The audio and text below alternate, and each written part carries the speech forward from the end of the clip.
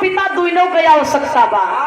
माई के गर्भ से जन्म मिला, जीवन जिए की शक्ति मिली, लेकिन ये जीव को माया मोह के बंधन से मुक्ति कौन देगा? इसलिए कवि को लिखना पड़ा मास्टर साहब।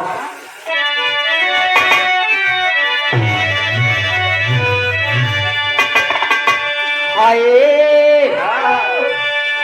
नयनवा में राम बसी गए, रामा रामा रामा रामा रे मोरे रामा, नयनवा में राम बसी गए।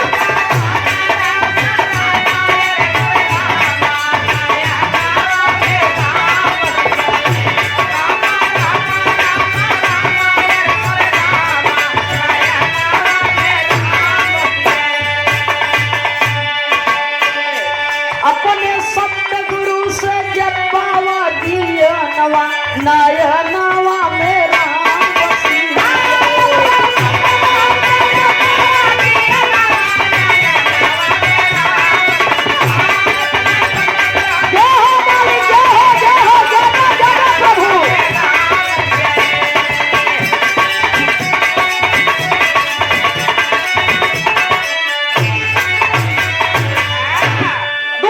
भजन के पूरा हो जाए बस खाली 2 मिनट। सदगुरु में शक्ति बात कह गए दास पुकारी की, बलिहारी गुरु हमें बताए, दिए इशारा भाई की।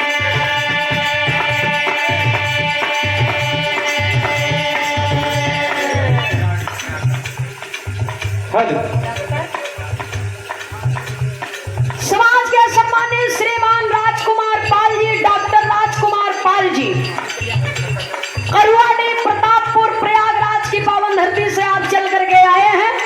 माननीय डॉक्टर साहब जी के कर कमलों द्वारा सुंदर पुष्पहार सादर 101 रुपया देकर के सम्मान किए। बहुत बहुत हम आपका अभिनंदन करते हैं, नमन करते हैं। जय श्री कृष्णा।